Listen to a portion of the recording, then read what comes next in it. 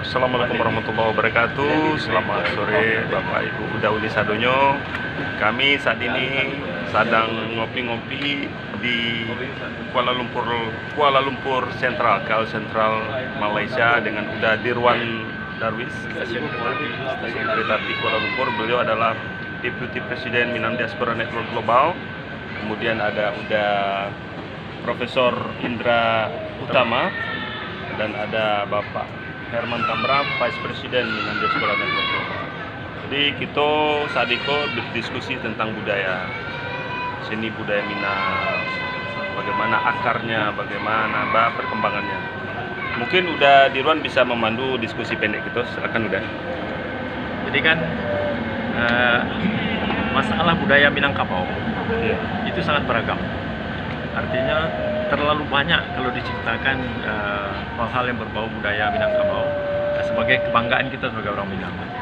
Nah, tadi yang dengan Pak Indra, Profesor Indra itu beliau kan spesifikasinya lebih kepada tari silik dan seni pertunjukan gitu kan. Nah, yang menarik itu beliau punya pengalaman ataupun pengalaman yang menarik tentang silik, silik Minangkabau, asal kata silik, falsafah silik, dan hal-hal yang berbau dengan silik yang kini mungkin banyak orang yang tidak memahami, apalagi generasi muda. Dan untuk itu mungkin mumpung Pak Indra dulu sih bertemu dewa, kita mintalah pendapat dari Pak Indra, Prof Indra, kira-kira lagi lah masyarakat terutama sekali para generasi Y ya istilahnya, milenial, supaya mereka melihat keistimewaan dari silik kok kan. Lalu mungkin sedikit sejarahnya, keistimewaannya yang penting. Kemudian apa kaitannya dengan tari-tari kontemporer yang kini berkembang bukan di Minangkabau ataupun di Malaysia ataupun di daerah-daerah lain yang asalnya gerak tari silik. Silakan. Mungkin sebelum Profesor Indra, beliau adalah associate professor di University Malaya Sarawak. Malaysia Sarawak. Sebelumnya di mana Pak? Di University Malaya, Kuala Lumpur. Ya, Ibu pun mengajar juga di ISI Padang Panjang. Beliau adalah pengajar juga di ISI Padang Panjang.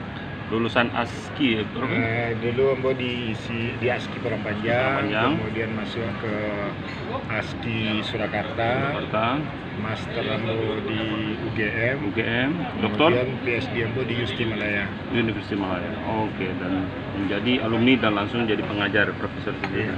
Oke, Prof, silakan Prof. Ya, Bismillahirrahmanirrahim. Assalamualaikum warahmatullahi wabarakatuh.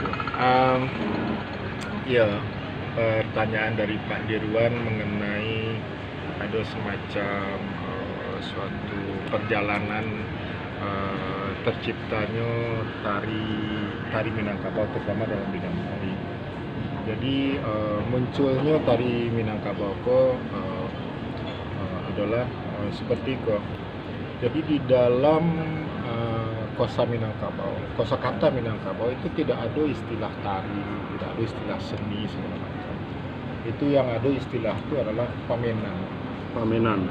Nah, pamenan itu adalah berasaskan kepada gerakan silik di Minangkabau. Jadi antara silik, kemudian dalam istilah kini ada panca, ada silik. Jadi kamu jelaskan dulu mengenai panca dan silik. Bagi orang Minangkabau, panca dengan silik tidak pernah digabungkan menjadi panca silik. Gitu. Panca, silik gitu. Apa yang disebut dengan panca? Panca itu tuh adalah gayung sambui tangkok lope. Jadi di gayung orang disambui, dan sudah disambui di lope balik. Itu panca. Itu berarti sebetulnya adalah permainan gerakan silik. Tetapi yang istilah silik itu adalah gayung putih tangkok mati. Jadi sekali gayung tuh mesti putih sekali karena pada sasaran yang vital. Sekali menangkok tuh yang dikunci mati sekali langgari kan. Jadi itu kalau di Kota Warnau tuh namanya bertambah ceklah kalau yang silik tuh, kalau silik lah dimainkan itu istilahnya secabiak kapan. Jadi harus aduk kalah dan menang di sini. Nah, panca di setiap nagari di tanah Minangkabau ini ada didampingi oleh yang namanya pamenan. Kalau orang akademiknya menyebut pamenan itu tari tradisional. Ya. Nah, tapi kalau orang kampung itu kalau ketika ditanya ya, mengapa tadi itunya? Nah, mau main-main saja, tapi orang lain menyebut menari gitu. Iya. Jadi itulah permainan gitu. Nah, permainan itu sendiri itu adalah merupakan seperti apa namanya, mata uang. Jadi antara Sile dengan pamenan itu merupakan saudara kandung yang sedarah gitu. Antara Panca dengan pamenan itu. Nah, kemudian perkembangan zaman karena adanya sekolah-sekolah pada awal tahun awal tahun 1900 itu ada sekolah rajo namanya di Bukit Tinggi. Itu Sematiko gini. Itu ada kegiatan kesenian di situ, kesenian Melayu yang dianukan, yang diajarkan di situ. Kesenian Malokoko merupakan pengaruh dari sandiwara keliling yang datang dari Sumatera Utara, dari Malaysia ke Sumatera Barat, ke kota-kota sandiwara keliling itu. Itu mempengaruhi para seniman-seniman untuk kemudian menciptakanlah suatu kegiatan seni pertunjukan, tapi di sekolah-sekolah. Nah, karena kegiatan itu dilaksanakan di sekolah, perempuan boleh ikut. Tapi kalau yang namanya pamenan koko, ini milik kaum lelaki, padusi tidak boleh ikut.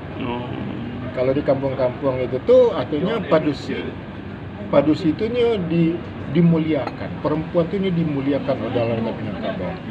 Jadi rumah kadang itu milik perempuan, itu milik perempuan, dimuliakan. Oleh karena itu padusi tidak boleh tampil di hadapan orang ramai untuk menyanyi, berkesenian, menari segala macam, tidak boleh. Iya.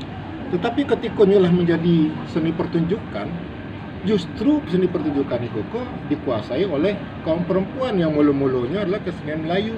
Jadi tetapi anehnya lagi, yang melatih kesenian Melayu kok laki-laki. Pak Rashid Manggis misalnya, Pak Sofian Naan misalnya di Padang Panjang. Yang dilatih itu padusi, maka lahirlah Huriah Hadam dari Sofian Naan, dari Pak Sofian Naan, Sofiani Yusuf dari Pak Rashid Manggis gitu. Nah, kemudian Huriah Hadam ini dia karena ayahnya ulama, seorang ulama besar di Padang Panjang. Kemudian dia mendirikan sekolah ulama yang disebut dengan Madrasah Irsyadin Nas Min.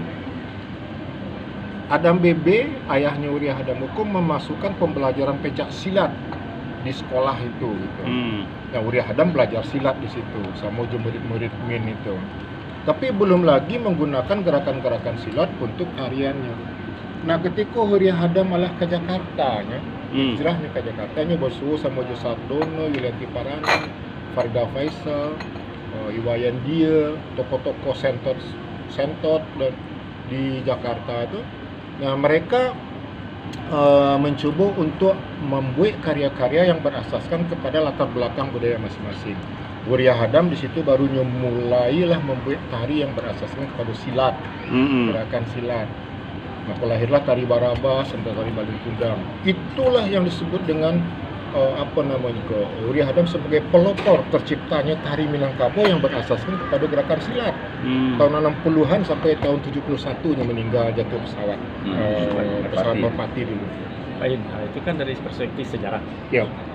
Kira-kira Pak Em melihat supaya seni tradisi warisan yang silat itu yang dahsyat sebenarnya bagi orang yang memahami bisa dikembangkan lebih. Pak Em melihat supaya memberi penyadaran kepada milenial, betul ya? Milenial untuk menguasai seni tradisi itu. Jadi begini. Sebentar, kita lanjut ke episode kedua.